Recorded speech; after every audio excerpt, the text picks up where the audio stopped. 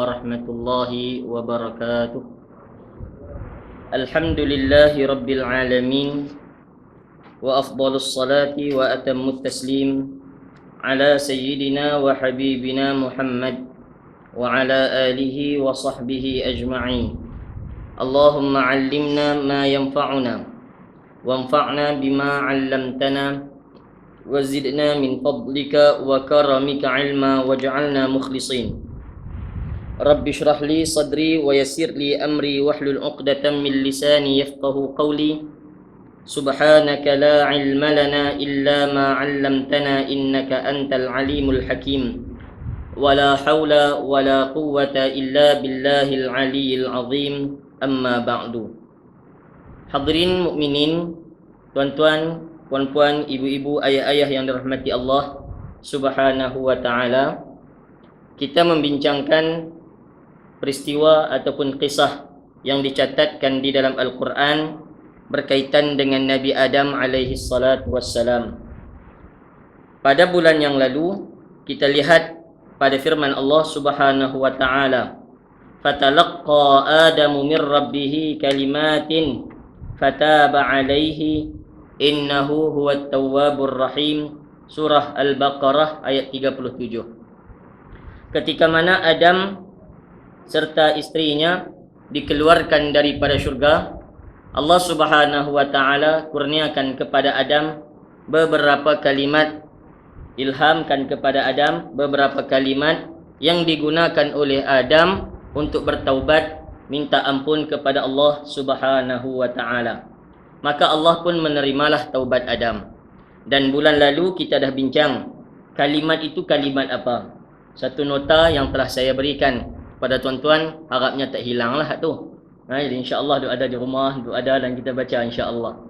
Itu ada dua muka surat, satu muka yang kita ambil daripada tafsir, satu lagi kita melihat kepada beberapa hadis yang Nabi SAW ajarkan kepada kita cara Nabi doa minta ampun kepada Allah Subhanahu wa taala. Jadi hadirin rahmati Allah sekalian, masih lagi kita berada di perbahasan, perbincangan ayat tersebut, berbincang berkaitan dengan taubat Nabi Adam alaihi salam. Tuan-tuan, kita rujuk kepada surah Al-Baqarah ayat 37. Fatalaqqa Adamu min rabbih kalimatin fataba alaihi innahu huwat tawwabur rahim. Allah Subhanahu wa taala berikan kepada Adam apa yang kalimat-kalimat taubat, lalu digunakan kepada oleh Adam sebagai minta ampun kepada Allah Subhanahu wa taala. Fataba alaih, lalu Allah Subhanahu wa taala menerima taubatnya. Alaihi. Tuan-tuan yang rahmati Allah sekalian, di dalam bahasa Arab satu ha itu alaihi, kan? Itu maksudnya kepadanya seorang. Kalau kepada dua orang, alaihima. Sepatutnya bahasa begitu. Kan? Kenapa Allah Subhanahu wa taala ketika bercerita tentang taubat ini, Allah Subhanahu wa taala cerita fataba alaihi, tidak sebut fataba alaihima. Pasal Allah Subhanahu wa taala sebut Allah terima taubatnya, tapi Allah tidak sebut terima taubat keduanya. Soalan yang ditimbulkan oleh para mufassir. Begitulah juga di dalam surah Taha. Di dalam surah Taha ayat 122, thumma jtabahu rabbuhu fataba alaihi. Allah menguji, Allah memilih Adam, ijtabahu fataba alaihi, lalu Allah berikan taubat kepadanya. Jadi hadirin rahmati Allah sekalian, kenapa tidak kepada dia dan istrinya, dua orang?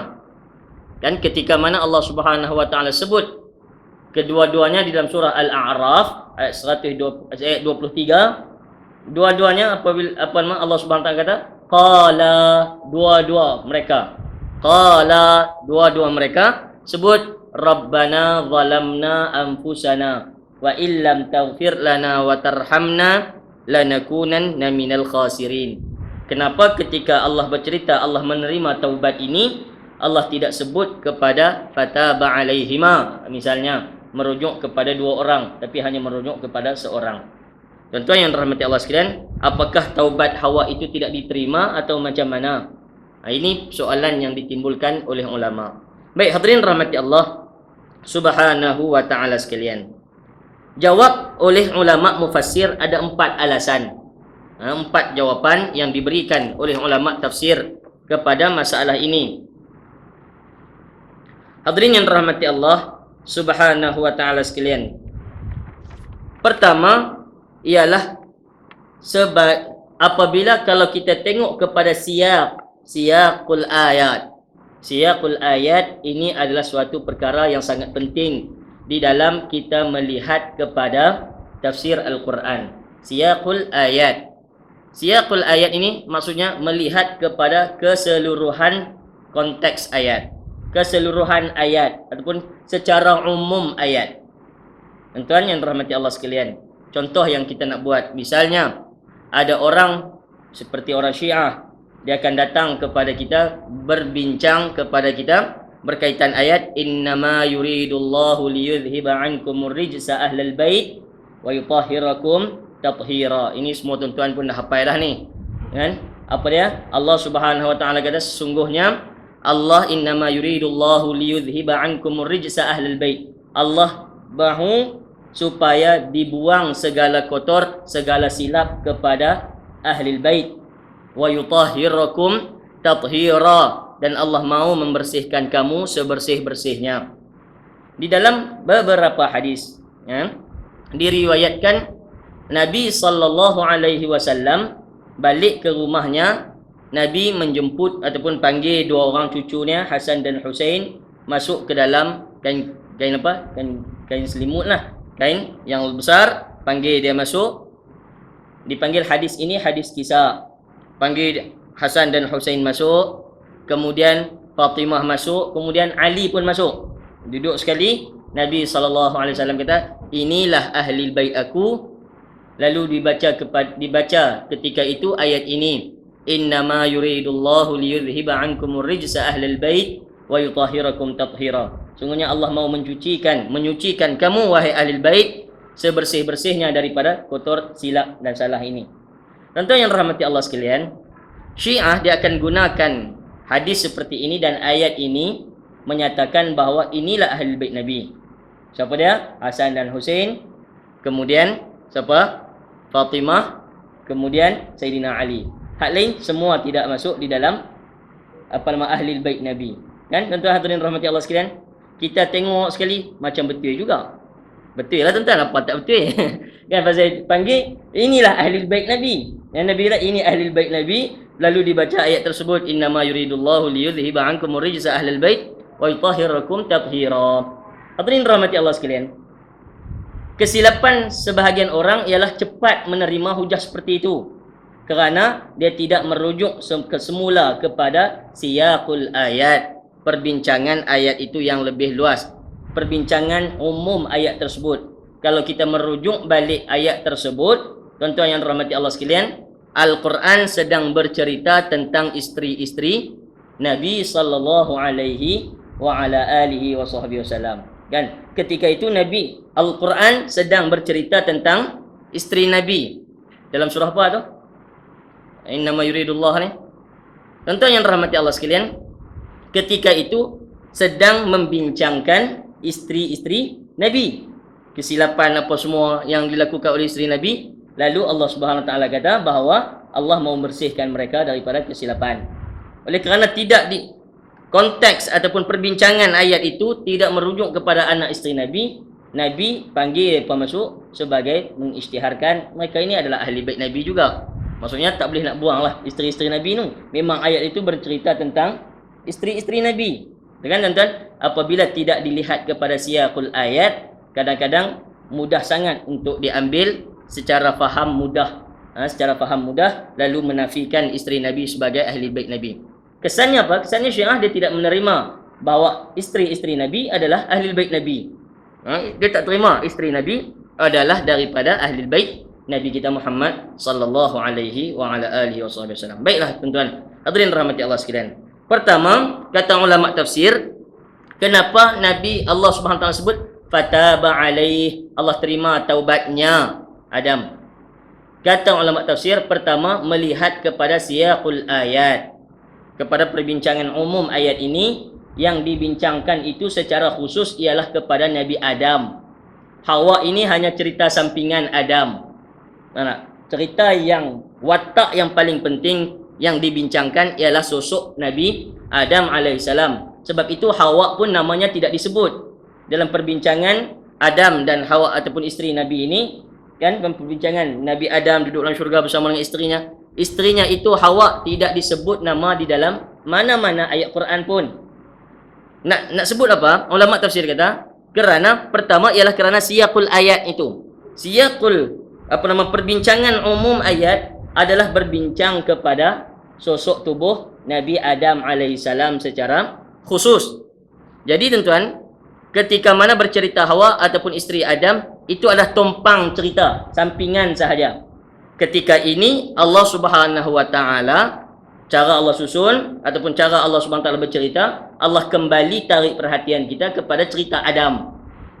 Fokusnya ialah kepada Adam, bukan kepada isteri Nabi Adam. Jadi Allah Subhanahu wa taala sebut fataba alaih, itu merujuk kepada cerita utama iaitu Nabi Adam alaihi salam. Itu pertama. Yang kedua, di dalam wahyu Alkitab ataupun sunnah, taglib isti'mal dhamir al-mudzakkar, selalu digunakan dhamir mudzakkar. Dhamir mudzakkar ni apa? Kata ganti yang merujuk kepada orang lelaki dengan maksud merangkumi makna orang perempuan. Sebab itu usul di dalam ilmu usul fiqh, innal asla fi khitabiz dzukur bit taklifi syar'iyyati annahu yashmilul inath illa ma warada an-nass bi takhsisihi. Kan? Hadirin rahmatan sekalian. Ulama usul fiqh kata apa? Asal di dalam khitab Al-Quran itu dengan menggunakan perkataan dzukur ataupun dengan menggunakan kata ganti yang merujuk kepada orang lelaki. Itu sebenarnya merangkumi orang perempuan juga. Kan? Sebab itu Al-Quran sebut apa? Kulu, makan oleh kamu, itu merujuk kepada dhamir muzakkar. Tapi apakah hanya orang lelaki saja yang halal? Tidak. Dia panggil atuz zakah apa semua dengan panggilan-panggilan menggunakan dhamir orang lelaki. Maka kata ulama usul, apabila khitab itu melalui guna dhamir lelaki, dia secara pahamnya termasuk yang dipanggil itu ialah lelaki dan perempuan. Kecuali kalau ada cerita-cerita yang mengkhususkan hanya lelaki sahaja, akan dijelaskan oleh syari' Al-Quran ataupun hadis sendiri. Kalau tidak ada pengkhususan, itu maksudnya lelaki dan perempuan. Tetapi apabila Quran ataupun hadis sebut secara khusus kepada perempuan, lelaki tak termasuk.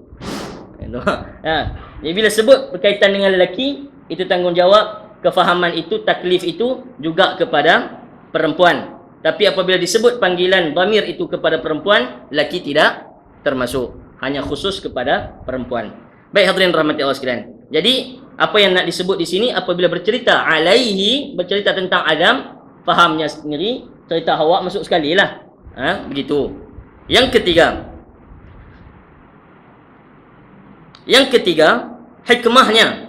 hikmahnya ialah an-nasatra aula bil mar'ah minadz dzikri. Yang ketiga, ulama tafsir kata, kenapa tidak disebut apa nama Hawa, fataba alaih, Allah menerima taubatnya, itu sebagai menutup ataupun menutup perempuan daripada disebut-sebut banyak kali. Disebut-sebut banyak kali. Sebab itu hadirin rahmati Allah sekalian, wa anna khitabal syar'i yad'uha daiman ila al-bu'di an hadithir rijal khassatan fi maqamil khata' wal ma'siyah. Hikmahnya ialah Al-Quran nak jauhkan sebutan orang perempuan di dalam cerita orang lelaki, khususnya di dalam kes-kes melakukan kesilapan, sebagai menjaga kedudukan orang perempuan yang dijaga oleh agama. Tuan-tuan hadirin rahmati Allah sekalian. Sebab itu bila bercerita tentang Adam buat silap, wa asa adamu rabbahu faghawa. Cerita yang buat maksiat ni siapa dia? Adam. Yang buat maksiat ni siapa dia? Wa asa adamu rabbahu. Adam yang melakukan asa, keingkaran, kesilapan kepada Tuhannya. faghawa, dan dia silap. Maka hadirin rahmati Allah sekalian, ketika bercerita tentang salah silap ini pun tidak disebut hawa. Tidak disebut hawa, kecuali hanya diceritakan ni falamma dzaqa syajarah, dua-dua makan buah dan dua-dua berdoa rabbana zalamna. Itu cerita. Tapi ketika silap yang lain diceritakan Al-Quran, tidak disebut nama hawa ataupun tidak disebut dhamir kembali kepada orang perempuan sebagai menutup cerita mereka kerana menjaga hormat mereka. Tuan-tuan yang dirahmati Allah sekalian, ini hikmah yang ketiga. Dan yang keempat, hadirin rahmati Allah sekalian, dia di dalam bahasa Arab ialah dipanggil sebagai al-ijaz wal ikhtisar. Pasal apa? Allah Subhanahu wa taala hanya sebut fataba alaih. Allah menerima taubatnya, tidak taubat keduanya, sebagai al-ikhtisar wal ijaz, sebagai ringkas, sebagai ringkas penggunaan tetapi meraihkan maksud yang lebih besar di antara dua perkara. Begini hadirin sekalian. Di dalam surah At-Taubah ayat 62, Allah Subhanahu wa taala sebut, wallahu wa rasuluhu ahaqqu an yurduhu in kanu mu'minin. Dan Allah serta Rasulnya itu lebih berhak untuk mereka dapatkan ridhanya. An yurduhu, Allah SWT kata apa? Allah dan Rasulnya lebih berhak untuk mereka pulun dapatkan keridhaannya. Di situ pun Allah SWT tak guna keridhaan keduanya. Allah hanya guna keridhaannya, merujuk kepada satu pihak sahaja. Allah kata Allah dan Rasulnya lebih berhak mereka dapatkan keridhaannya, bukan keridhaan keduanya, keridhaannya, sekiranya mereka betul-betul beriman. Hadirin sekalian, apakah hanya merujuk kepada ridha Allah sahaja, ridha Rasul tak perlu? Tidak. Sebagai ringkas. Ringkas itu macam mana? Apakah ringkas menafikan yang pihak yang kedua? Tidak. Ringkas itu maksudnya meraihkan yang pihak lebih besar. Maksudnya merujuk kepada Allah, cari ridha Allah, itu dapat ridha Rasul. Itu yang dimaksudkan. Sepatutnya Allah dan Rasul mereka cari ridhanya, yakni ridha Allah. Dalam masa yang sama, maksudnya mendapat ridha Rasul, begitu. Begitu juga dalam surah surah Al-Jumu'ah misalnya. Apabila bercerita tentang sahabat-sahabat yang duduk tunggu sembahyang Jumaat. Wa idza ra'au tijaratan aw lahwan, apabila mereka melihat perniagaan, ada barang dagang yang baru sampai, aw lahwan, ada barang-barang yang lalai datang daripada peniaga yang luar baru sampai, infaddu ilaiha, nescaya ketika itu depa segera keluar dapatkan barang-barang dagangan yang baru sampai. Hadirin rahmati Allah sekalian, Allah cerita apabila mereka melihat barang dagangan dan lahwan, barang yang melalaikan, barang mainan, kan? Allah Subhanahu wa taala kata bila depa tengok, depa keluar dapatkan barang dagangan ilaiha, kan? Infaddu ilaiha, dapatkan barang dagangan. Maksudnya apa tuan-tuan? Dapatkan dua-dua barang lah. Cuma barang dagangan itu lebih dominan dalam kisah. Itu yang dimaksudkan. Jadi hadirin rahmati Allah sekalian, ini penggunaan biasa di dalam bahasa Arab. Sajalah tuan-tuan saya sebut perkara ini supaya kita melihat perbahasan ulama di dalam membincangkan ayat Al-Quran. Tafsiran mereka sangat detail, sangat perhatikan kenapa begini, kenapa begini, kenapa begini, mencari hikmah di sebalik ayat yang sangat cantik yang disusun, yang disebut oleh Allah Subhanahu wa taala. Tuan-tuan mukminin yang rahmati Allah sekalian, yang kita nak dapatkan pada malam ini tuan-tuan, apabila Adam melakukan kesilapan, ketika itu Allah Subhanahu wa taala kurniakan kepada Adam bersama dengan istrinya kalimat taubat seperti yang kita sebut dulu. Ramai ulama menyebut Rabbana zalamna anfusana wa illam taghfir lana wa tarhamna lanakunanna minal khasirin. Fataba alaih, Allah menerima taubat mereka berdua. Tuan-tuan yang rahmati Allah Subhanahu wa taala. Oleh kerana itu tuan-tuan, kita perlu lihat kepada beberapa perkara. Tuan-tuan, kita perlu lihat kepada beberapa perkara di dalam mengambil iktibar di dalam kisah Nabi Adam dan Hawa bersama dengan iblis ini tuan-tuan. Kan? Tuan-tuan yang rahmati Allah sekalian. Sebab itu ada ulama yang mengarang fiqhudz dzunub, fiqh ataupun bagaimana kita melihat kepada dosa. Ini satu perkara yang sangat penting, tuan-tuan. Kerana kita tak lari daripada dosa. Apa yang sepatutnya kita ambil sikap daripada dosa yang telah kita lakukan, ataupun dosa yang bakal kita lakukan. Lepas tu, tuan-tuan, ada beberapa adab di dalam melakukan maksiat. Bukan nak suruh buat maksiat, tapi maksudnya bagaimana kita melihat kepada maksiat. Itu sikap orang beriman. Kan? Sikap orang beriman, dia tak lari daripada maksiat, tapi bagaimana dia harus melihat kepada maksiat itu akan merosakkan dia.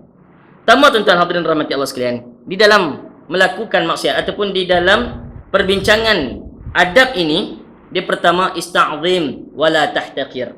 Pertama, adabnya mesti menganggap besar segala dosa. Jangan ada yang meremehkan sebarang dosa. Tuan, pertama ista'zim wala tahtaqir. Pertama, hak seorang beriman, dia mesti rasa apa dosa pun mesti besar. Jangan meremeh-remehkan sebarang dosa. Di dalam satu hadis yang diriwayatkan oleh Imam Ahmad, kata Nabi sallallahu alaihi wasallam, "Iyyakum wa muhqaratiz dzunub." Jauhilah kamu daripada dosa-dosa yang kecil.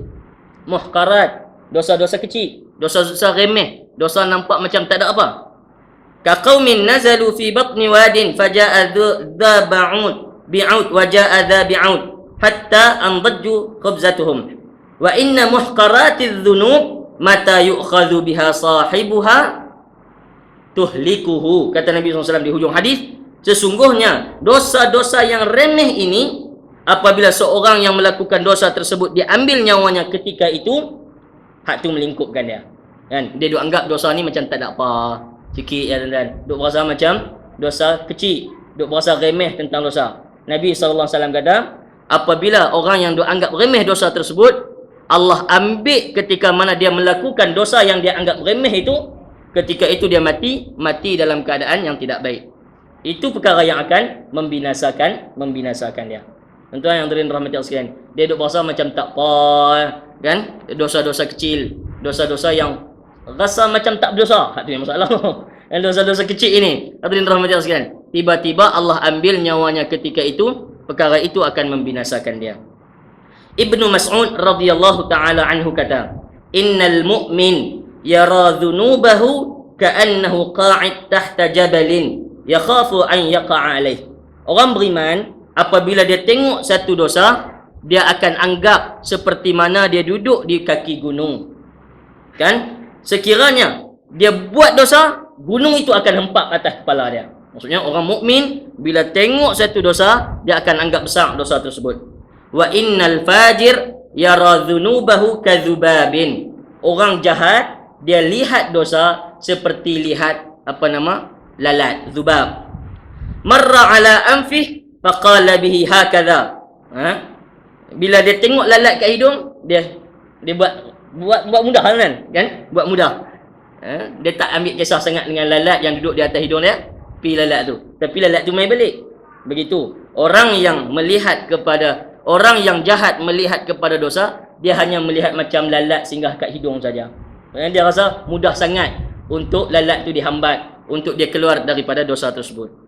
Kata Bilal bin Sa'ad, "La tanzur ila sigharil ma'siyah, walakin unzur ila 'azamati man asait." Jangan kamu tengok kepada kecilnya maksiat, kan? Tapi tengoklah kepada besarnya siapa yang kamu lakukan maksiat. Jangan tengok kepada kecilnya sesuatu maksiat. Hak ni dosa kecil, hak ni dosa besar. Nah, kita pandai-pandai, kan? Hak ni dosa kecil, hak ni dosa besar kita kata. Tapi kata Bilal bin Sa'ad, tengoklah kepada besarnya dosa kepada siapa yang kamu lakukan. Besarnya dosa itu dilakukan kepada siapa? Kepada Allah Subhanahu wa taala. Sebab itu tuan-tuan, di dalam kitab Al-Qurtubi disebut bahawa tidak sewajarnya ada pembahagian dosa kecil dengan dosa besar. Sebab apa? Sebab kerana apabila setiap dosa itu, setiap perkara yang silap itu dinisbahkan kepada zat yang maha besar, cerita dia besar. Kan tuan-tuan yang dirahmati Allah sekalian, silap yang kecil kepada kita ni, kepada zat ataupun kepada diri seorang raja, itu besar. Kan, kita tak bangkit sama-sama kawan kita, itu biasa. Tapi kalau raja lalu tepi kita tak bangkit buat arti, dia jadi besar. Kerana dia itu ada kedudukan yang besar. Apalagi kalau dengan Allah Subhanahu wa taala. Dosa yang kecil kita anggap kecil pasal itu pada diri kita. Dia tidak boleh dilihat sebagai perkara itu perkara kecil kerana dia Malikul Mulk, pemilik segala kerajaan. Jadi hadirin yang dirahmati Allah sekalian, itu yang dimaksudkan. Pertama, jangan anggap remeh sebarang dosa. Yang kedua, fala taq'ud ma'al 'asi. Jangan duduk bersama orang yang melakukan maksiat. Jangan bergaul dengan orang yang melakukan maksiat. Maksud jangan bergaul ni bukan tak boleh pergi dakwah, pergi ajak kepada kebaikan, itu tidak. Maksudnya jangan mereka mempengaruhi kita. Tuan-tuan yang rahmati Allah Subhanahu wa taala. Sebab itu hadirin yang rahmati Allah sekalian, di dalam Al-Quran Allah Subhanahu wa taala sebut apa? Wa idza ra'aital ladzina yakhuduna fi ayatina fa'rid anhum. Apabila kamu melihat ada orang-orang yang menghina ayat Allah, kamu berpalinglah daripada mereka. Kan kalau tidak boleh buat teguran, tidak boleh mengajak kepada kebaikan, lebih baik berpaling daripada mereka kerana itu menyelamatkan kamu daripada fitnah itu. Tuan-tuan yang dirahmati Allah sekalian, itu yang diajar oleh Al-Quran. Yang ketiga, dafi' wa aslih khawatirak. Jaga dan betulkan lintasan hati. Ini yang dinaqal oleh Ibnul Qayyim rahimahullahu ta'ala di dalam kitab Al-Jawabul Kafi. Hadirin rahmati Allah sekalian, kata Ibnul Qayyim, wa ammal khatarat fa sya'nuha as'ab fa innaha mabda'ul khair wasyarr. Kata Ibnul Qayyim, lintasan-lintasan hati ini itu urusannya sangat susah sekali. Tapi disitulah tempat bermulanya baik ataupun jahat. Lintas hati ini. Disitulah lahirnya azam, lahirnya keinginan, lahirnya himmah-himmah, kemahuan-kemahuan dan sebagainya. Tuan-tuan yang dirahmati Allah sekalian, kata Ibnul Qayyim, siapa-siapa yang menjaga lintasan hatinya, dia boleh kawal hawa nafsunya dan dia boleh kawal dirinya. Siapa-siapa yang membiarkan lintasannya, dia sebenarnya sudah pun dikalahkan oleh hawa nafsunya. Wa man istahana bil khatarat qadathu qahran ilal halakat.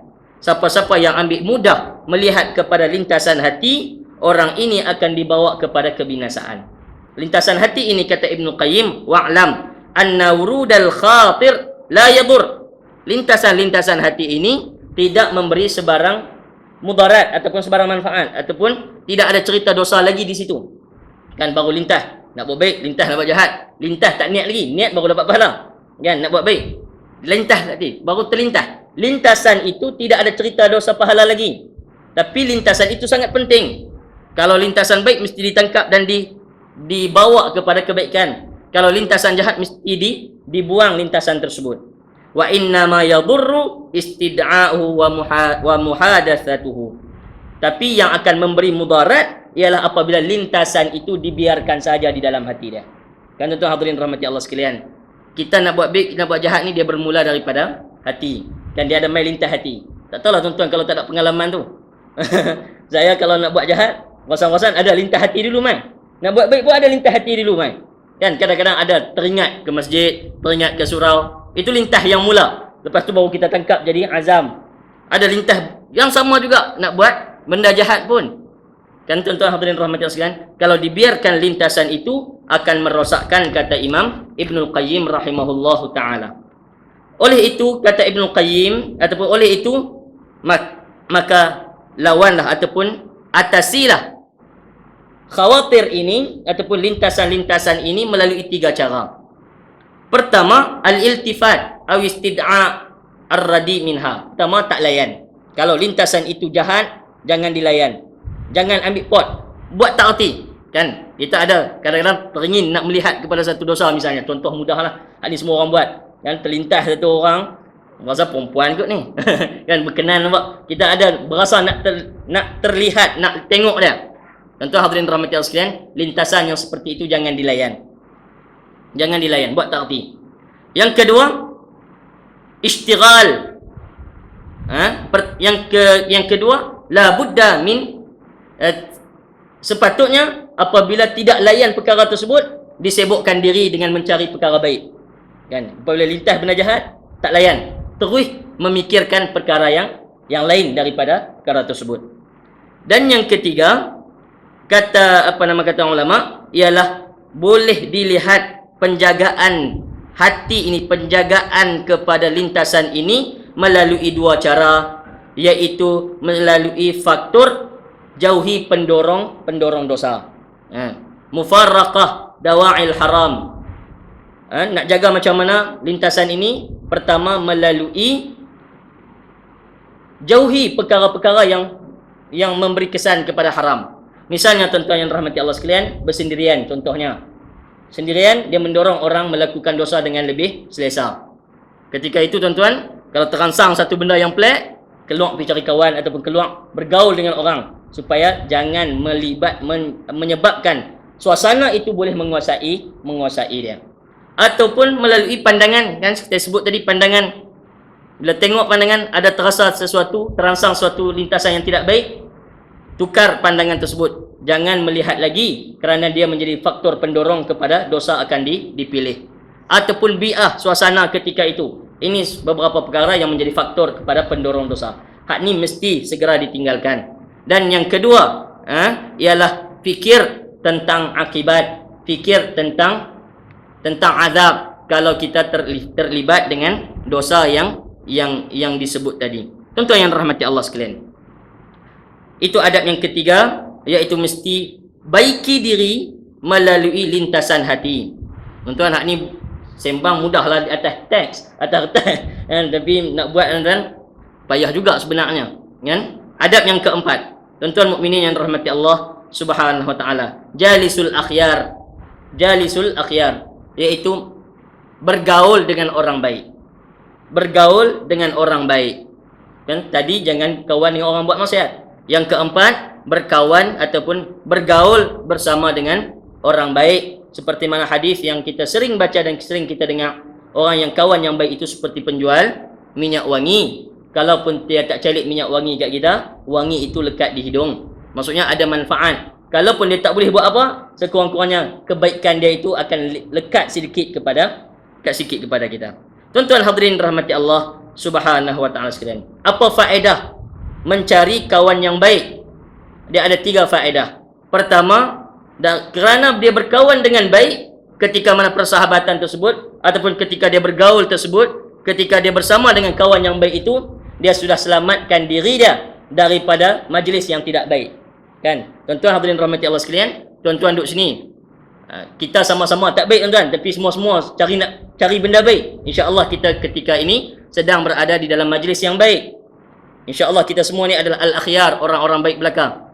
Ketika tuan berada sini, tuan-tuan puan-puan berada di sini, maksudnya sekarang ini tuan-tuan dan puan-puan sedang selamat daripada majlis yang tidak baik di luar sana. Kan? Kalau duduk di rumah, mungkin sekarang sedang tengok macam-macam. Kan, sedang melayan macam-macam di rumah. Maka ketika itu, apabila duduk di dalam majlis orang baik, ketika itu bersyukurlah kerana tuan-tuan dan kita semua telah diselamatkan daripada majlis yang tidak baik. Yang kedua, apa faedah berkawan ataupun bersama dengan majlis orang baik? Yang kedua ialah dengan nasihat-nasihat dan panduan-panduan cakap-cakap mereka itu akan memberi kesan kepada kita. Dan yang ketiga, apabila berkawan dengan orang baik, satu kesilapan yang kita lakukan menyebabkan mereka jauh daripada kita misalnya, ataupun menyebabkan mereka buat sesuatu kepada kita, sehingga kan kita boleh rasa menyesal. Maksudnya akan ada orang yang ambil sesuatu tindakan untuk memberi ingatan supaya kita disedarkan. Tuan-tuan hadirin rahmati Allah sekalian, misalnya sahabat-sahabat Nabi yang Nabi ambil tindakan di dalam perang Tabuk, kan? Pasal itu semua kawan-kawan yang baik belaka. Apabila 3 orang ni, Murarah, Ka'ab, Hilal ini tidak pergi bersama di dalam perang Tabuk, Nabi ambil tindakan kepada mereka. Nabi orang baik, mereka pun orang baik, kan? Kesilapan mereka diambil perhatian oleh Nabi SAW. Nabi ambil tindakan, bagi kesedaran dan mereka sedang. Itu beruntung dengan kawan orang baik, kerana kesilapan mereka boleh disedari dengan tindakan kawannya.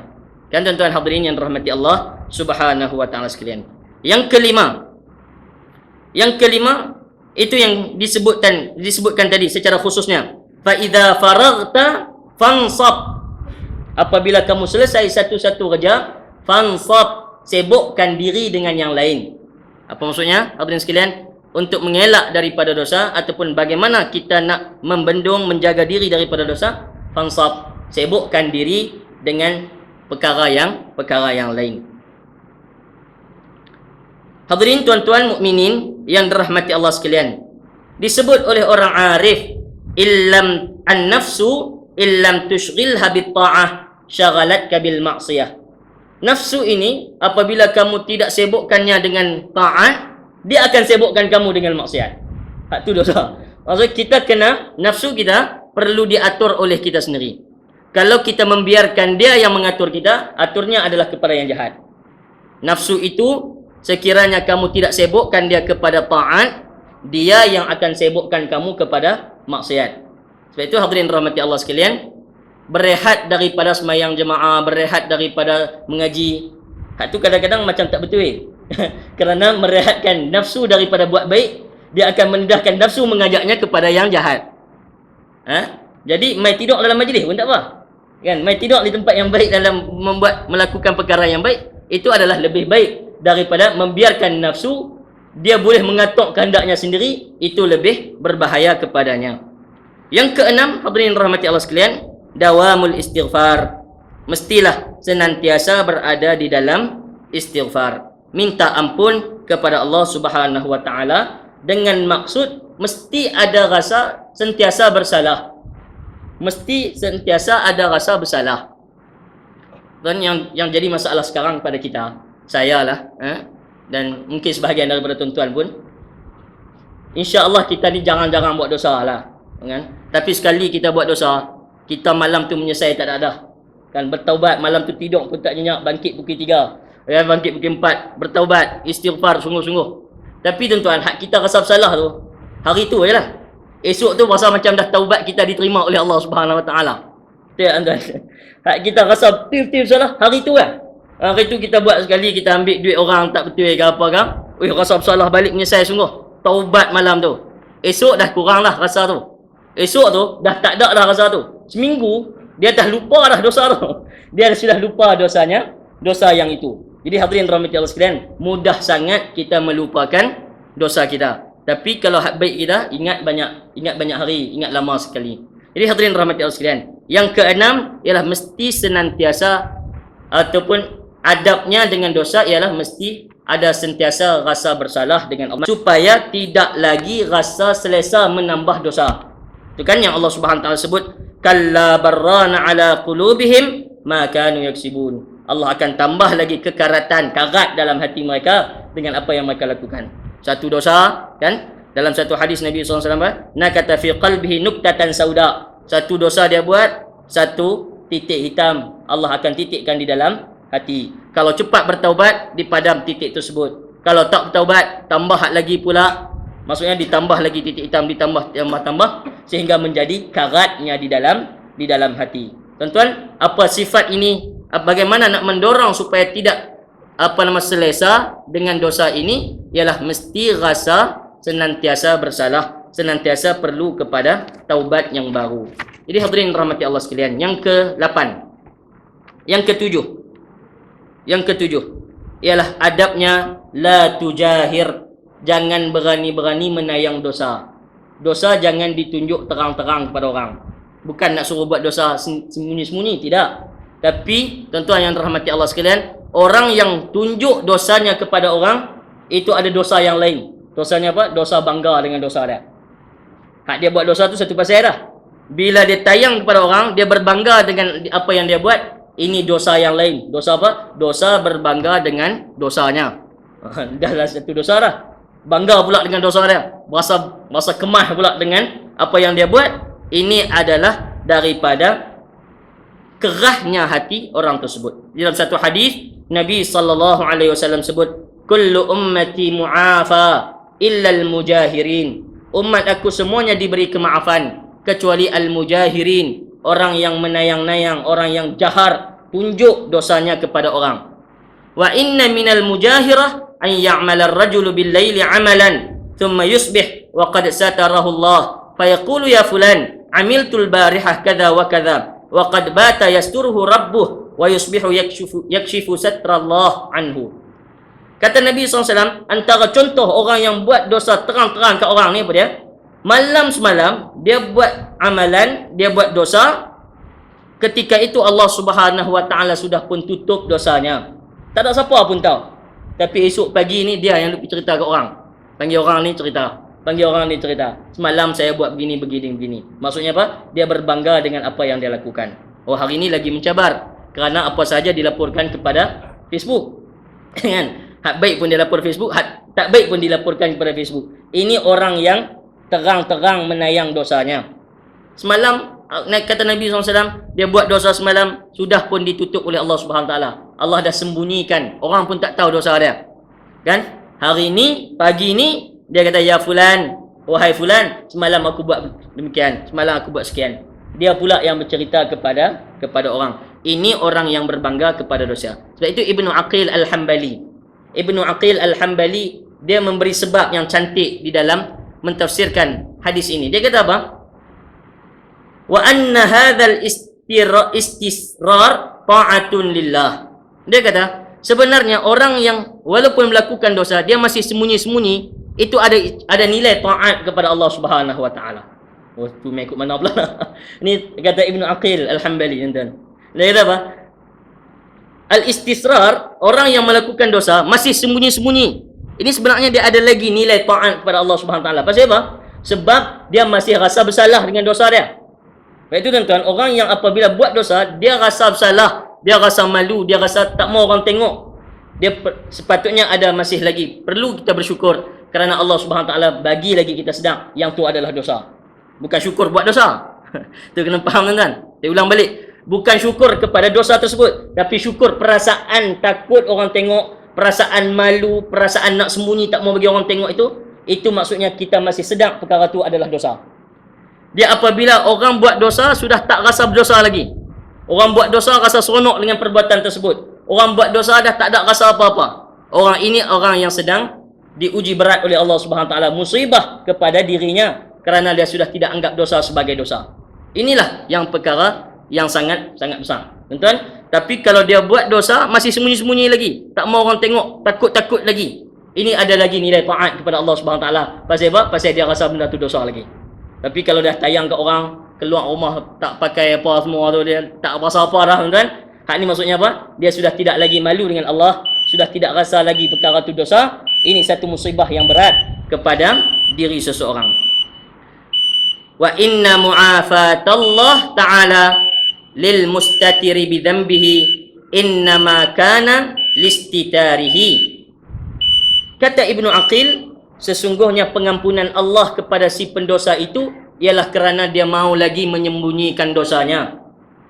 Innama kana listitarihi, sesungguhnya kemaafan Tuhan itu adalah kerana dia mau lagi menyembunyikan dosanya dan malu lagi dengan dosanya. Ini disebut dan dinakalkan dalam kitab Al-Adab Syar'iyyah li Ibn Muflih. Tuan-tuan yang rahmati Allah sekalian, yang ke-8. Yang ke-8, atbi'is sayyi'atal hasanata tamhuha. Ini disebut di dalam hadis sahih yang juga disebut di dalam dalam hadis 40 Imam Nawawi pun ada hadis ini. Ittaqillaha haitsu ma kunta. Takutlah kepada Allah di mana saja kamu berada, waktu apa pun kamu berada, takutlah kepada Allah Subhanahu Wa Taala. Bila buat silap, kata Nabi SAW, atbi'is sayyi'atal hasanah. Turutilah kejahatan yang kamu lakukan dengan kebaikan. Kerana kebaikan itu akan memadamkan kejahatan. Bila buat jahat, segeralah cari kebaikan untuk memadamkan kejahatan. Apa dia kebaikan itu? Banyaklah. Banyak sangat. Antaranya istighfar yang kita baca-baca. Kan? Antaranya istighfar yang kita baca. Antaranya taubat kita kepada Allah Subhanahu Wa Taala. Antaranya ialah sedekah. Sedekah antara yang sangat kuat untuk memadamkan kemarahan Allah Subhanahu Wa Taala. Misalnya di dalam satu hadis yang sahih, Nabi SAW bercerita ketika mana bertemu dengan Nabi keluar pada hari raya melalui jamaah orang perempuan. Nabi kata apa kepada mereka? Tasaddaqna, perbanyakkanlah sedekah wahai orang perempuan. Kerana aku melihat di dalam neraka itu banyaknya daripada orang perempuan. Kan hadirin rahmati Allah sekalian, Nabi nak bagi tahu apa? sedekah itu boleh memadamkan api kemarahan Allah Subhanahu wa taala. Jadi antara perkara yang boleh kita lakukan setelah melakukan dosa, segeralah cepat-cepatlah bertaubat dengan cara salah satunya melalui sedekah. Dan kebaikan itu sangat umum. Kebaikan itu sangat umum. Apa sahaja kebaikan, moga-moga akan memadamkan kesilapan. Akhlaknya apa dia? Atbi'is sayyi'atal hasanata tamhuha. Turutilah kejahatan yang kamu lakukan dengan kebaikan kemudian daripadanya. Buat jahat, minta ampun kepada Allah, cepat-cepat cari benda baik nak tampung balik silap tersebut. Cepat-cepat cari balik kebaikan untuk tampung perkara tersebut. Benda baik apa yang kita nak buat? Antaranya ialah sedekah. Antara yang paling cepat ialah istighfar. Astaghfirullah, astaghfirullah, astaghfirullah. Tuan-tuan yang dirahmati Allah sekalian, antara yang disebut di dalam Quran, wa aqimis salata tarafain nahari wa zulfa minal lail. Kan? Antaranya ialah dirikan salat. Salat-salat ini boleh memadamkan api-api kemarahan Allah Subhanahu wa taala. Innal hasanat yuzhibna sayyiat. Sesungguhnya kebaikan-kebaikan itu boleh memadamkan kejahatan-kejahatan. Tuan-tuan yang rahmati Allah Subhanahu wa taala. Yang kesembilan, la tu'ayyir ghairaka bidzambi. Yang kesembilan, jangan mencela dan menghina orang yang melakukan dosa. Jangan menghina dan mencela orang yang melakukan dosa. Wa marra Abu Darda radhiyallahu ta'ala anhu ala rajulin qad asaba dhanban fakanu yasubbunahu faqala ara'aytum law wajadtumuhu fi qalib alam takunu mustakhrijih qalu bala qala fala tasubbu akhakum wahmadullaha alladhi afakum qalu afala tubghiduhu qala innama ubghidu amalah fa idza tarakahu fa huwa akhi wa qala Abu Darda ud'u Allah fi yaumi sarra'ika la'allahu an yastajiba laka fi yaumi dharra'ik. Tuan-tuan yang rahmati Allah Subhanahu wa taala sekalian, di dalam satu riwayat menceritakan Abu Darda sahabat Nabi sallallahu alaihi wasallam lalu di kalangan sekumpulan orang yang sedang mencerca satu orang yang didapati melakukan satu dosa. Tuan-tuan hadirin rahmati Allah sekalian, kata Abu Darda, hampa jangan duk marah kat dia. Jangan duk maki dia. La tasubbuhu. Jangan kamu mencela, memaki, menghina dia. Kata orang-orang tersebut, apakah tidak boleh? Apakah kamu tak marah kepada dia? Afala tubghidhu? Apakah kamu, hai Abu Darda, tak marah kepada apa yang dia buat? Kata Abu Darda, aku marah. Yang aku marah itu amal perbuatannya. Tetapi sekiranya dia meninggalkan perbuatan tersebut, dia ni saudaraku, dia ni adik-beradik aku. Aku mesti kena rapat dan baik dengan dia. Maka aku akan berdoa kepada Allah pada waktu-waktu yang sembunyi. Moga-moga Allah akan terima taubatnya. Allah akan berikan kepadanya taubat. Tuan-tuan yang dirahmati Allah sekalian, ini Abu Darda ajak kepada kita. Tengok orang buat silap, jangan dimarah kepada orang, tapi marah pada perbuatan. Kan? Jangan dimarah, dihina itu kepada orangnya, tapi dihina dan dimarah itu kepada perbuatannya. Tuan-tuan yang dirahmati Allah Subhanahu wa taala sekalian, yang ke-10, tub ilallah wala tai'as. Taubatlah kepada Allah dengan segera dan jangan berputus asa daripada rahmat Allah Subhanahu wa taala.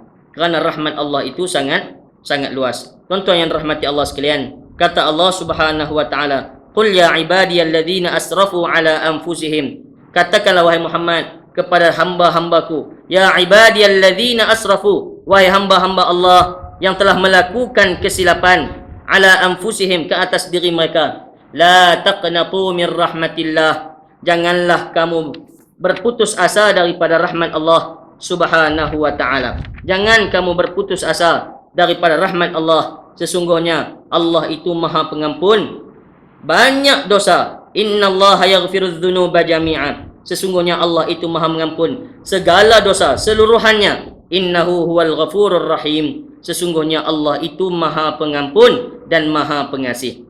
Tuan-tuan mukminin rahmati Allah sekalian, adab yang ke-10 ialah sentiasa bersangka baik dengan Allah Subhanahu wa taala, bahawa rahmat Allah itu luas dan kita sentiasa layak untuk mencari dan mendapatkan rahmat daripada Allah Subhanahu wa taala.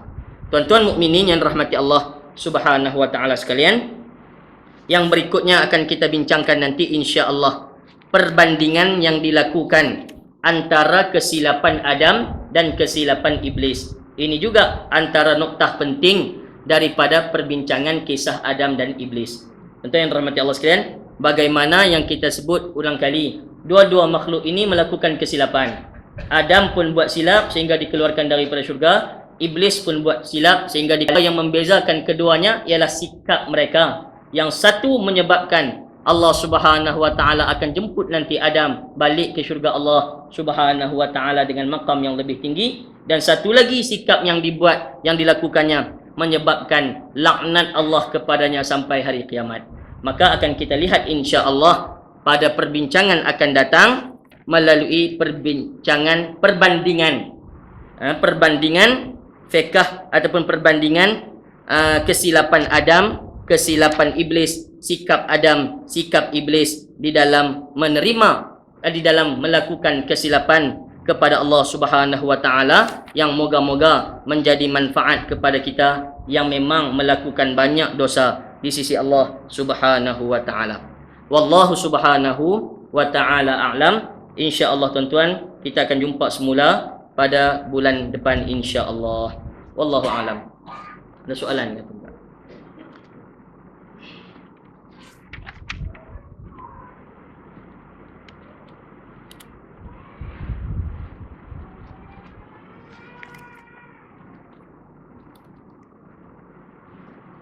Saya minta maaf banyak-banyak tuan-tuan. Moga-moga Allah Subhanahu wa taala berikan dan kurniakan kepada kita pengampunan, dan insya-Allah kita akan dihimpunkan oleh Allah Subhanahu wa taala sebagai orang yang diberikan taubat oleh Allah Subhanahu wa taala. Bismillahirrahmanirrahim. Alhamdulillahirabbil alamin wa sallallahu ala sayyidina Muhammad wa ala alihi washabihi ajma'in. Allahumma arinal haqqa haqqan warzuqna ittiba'ah. Ya Allah, tunjukkanlah kepada kami yang hak, kami nampak hak. Ya Allah, rezekikanlah kepada kami untuk ikut segala yang hak. Wa arinal batila batilan warzuqna ijtinabah. Ya Allah, tunjukkanlah kepada kami yang batil, kami nampak batil. Ya Allah, rezekikanlah kepada kami untuk jauhi semua yang batil. Allahumma habbib ilainal iman wa zayyinhu fi qulubina. Ya Allah, cintakanlah kami kepada iman. Ya Allah, hiaskanlah iman di dalam hati-hati kami. Wa karrih ilainal kufra wal fusuqa wal asyan. Ya Allah, bencikanlah kami kepada kufur, fasik dan maksiat. Waj'alna minar rasyidin. Ya Allah, jadikanlah kami orang yang bijaksana. Allahumma aslih lana dinana alladhi huwa ismatu amrina. Ya Allah, baikkanlah untuk kami agama kami, kerana agama kami lah ibu segala urusan kami. Wa aslih lana dunyana allati fiha ma'ashuna. Ya Allah, baikkanlah untuk kami dunia kami, kerana di dunia lah tempat hidup kami. Wa aslih lana akhiratana allati ilaiha ma'aduna. Ya Allah, baikkanlah untuk kami akhirat kami, kerana ke akhirat lah tempat kembali kami. Waj'alil hayata ziyadatan lana fi kulli khair. Ya Allah, jadikanlah kehidupan kami sebagai kehidupan yang memberikan kepada kami amalan-amalan baik sebagai bekalan.